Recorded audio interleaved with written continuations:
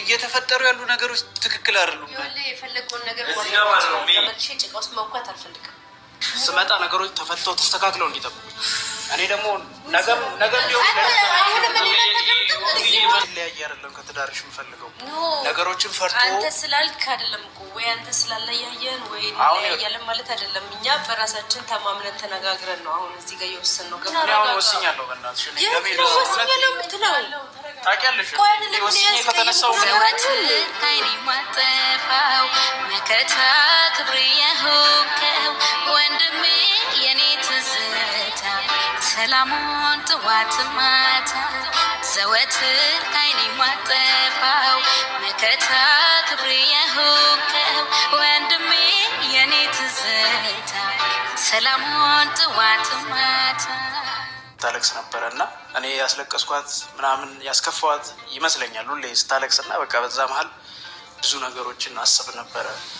በቃ እኔ ከአይምሮዬም ጋር አለ ከራሴም ጋር አልነበርኩም። ለምን እሷ ስታለቅስ ያሳለፈችው ብዙ ነገር አለና እንደምታውቁት እህት ያላችሁ ወንድም ያላችሁ ታውቁታላችሁ ስሜቱና ነገሮችን አስተካክላለሁ ብዬ ባሰብኩበት መንገድ ሄጃለሁ። ችዬ ማሳለፍ አልቻልኩም። በቃ ነገሮችን ዝም ብዬ አንገቴን ደፍቼ ማሳለፍ አልቻልኩም።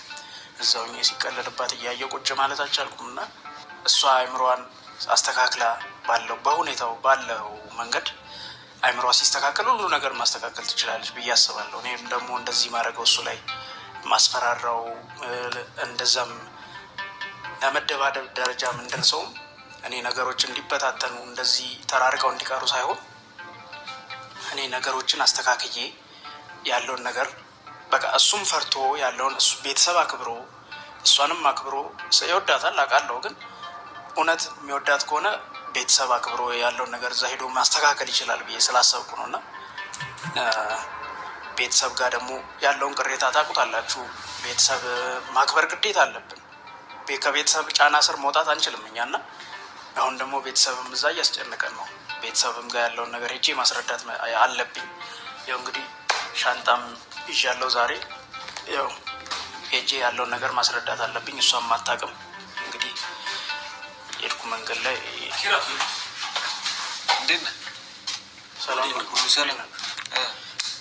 ወዴት ነው? ምን ጂም ነው? ስፖርት ቤት ነው? ጂም ይመስላል። ሻንጣ እንደዛ የት ነው? እና ወደ ቤተሰብ ፋሚሊ በጣም እያስጨነቀኝ ነው። እውነቴን ነው።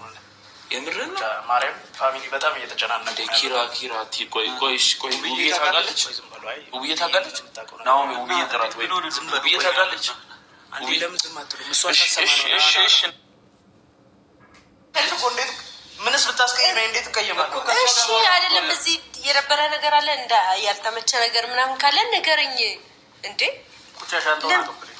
እስኪ ስለ ሻንጣውና እያወራሁ እኮ ነው። ንገረኝ። አይደለም ምን መሰለህ አሁን እንድታስረዱኝ አይደለም ያለውን ነገር እኔ ልሂድ በቃ። ለምን አትረዱኝ?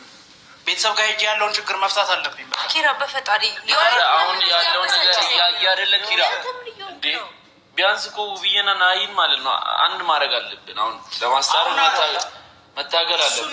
ዳጊ ደግሞ እንደምታወራው አሁን ማውራት ውብዬ ስልሽ አሁን ምንም ቢሆን ያው በእናትህ ስርዓት ያዝ ዳጊ። በማያገባ ነገር አትግባ። ውብዬ እውነቱን እኮ ነው መመለስ አለበት። ናኦሚ እስኪ ተረጋጋ። እናንተ ሲጀመር ይሄንን ሀሳብ አቁሙ እሺ። የእውነት መልሳችሁ አታናችሁ። ሰላም ውድና የተከበራችሁ የብዙኃን ቻናል ቤተሰብ እንዴት አላችሁ? ነው ያለው። እግዚአብሔር ይመስገን። እንግዲህ ውብዬ ወንድም ዛሬ ላይ ቤተሰብ ጋር ሄጄ ችግሩን መፍታት አለብኝ ብሎ ወደ ቤተሰብ እየሄደ ነው። ውብዬ ደግሞ ከናሂ ጋር አልታረቅም እያለች ነው ማለት ነው። ውብዬ እኔ እንደኔ አስተሳሰብ ለልጆችሽም ለምንም ብትታረቁና የእናትም የአባትም ፍቅር አንድ ላይ አይተው ቢያድጉ መልካም ነው። ምክንያቱም አንቺና ናሂ ብዙ አሳልፋችኋል፣ ትዋደዳላችሁ። አሁንም ያው አንዳንዴ የሆነ ነገር ይከሰታል። አንዳንዴ ሰይጣን ምን ሰርቶ ይብላ በቤታችሁ ውስጥ እንትን አለና አንቺ ነገሮችን ለማብረድ መሞከር ነው። በእርግጥ አንቺ ነገሮችን ብዙ ጥረሻል። ቢሆንም ደግሞ አሁንም ነገም ዛሬም ልጆች ሲያርጉ ያለ አባት ተራርቃችሁ ብታርጉ አባታችን ሲሉሻል። ብዙ ነገሮች አሉ፣ ብዙ ነገሮች አሉ። ኪራም ያን ያክል የሄደበት መንገድ ለምን ቤተሰብ አያከብርም? ቤተሰብ ሽማግሌ በቃ እንደ የድሮ አባቶቻችን እንዴት ነው አንድ ሰው ሲጣላ ቤተሰብ ወደ እናቷ ትሄድና ሴትን ሽማግሌ ልከው ምናምን ብለው ነው የሚያመጧቸውና እንደዛ ነው የሚለው እሱ ማለት ነው። እና ሆኖም ግን ክፍተት አሁንም ባትፈጥሩ የልጆችሽ አባት ነው፣ አንቺም የልጆቹ እናት ነሽ፣ ትዋደዳላችሁ። ለልጆቻችሁ ገንዘብ አይደለም የሰው ልጅ ስለኖሩ ስላልኖሩ አይደለም። ለልጅ የእናትና የአባትን ፍቅር አይቶ ማደግ ለእኔ ትልቅ ነገር ነው ብዬ ነው። ከምንም ከማንም በላይ አባትና እናት አንድ ላይ ሆኖ የእናትንም የአባትንም ፍቅር አይቶ ቆሎ ቆርጥሞ ቢሆን ቢያድሩ የአባትና የእናት ፍቅር ለልጆች አስፈላጊ ነው የምለው። በእርግጥ ልትናደጅ ትችላለች። ወንድምሽን ስላሳሰረው ባረጋቸው ድርጊቶች ልትናደጅ ትችላለች። ግን ደግሞ ልጆችሽን ነው ማሰብ ያለብሽ ብዬ ነው ማስበው።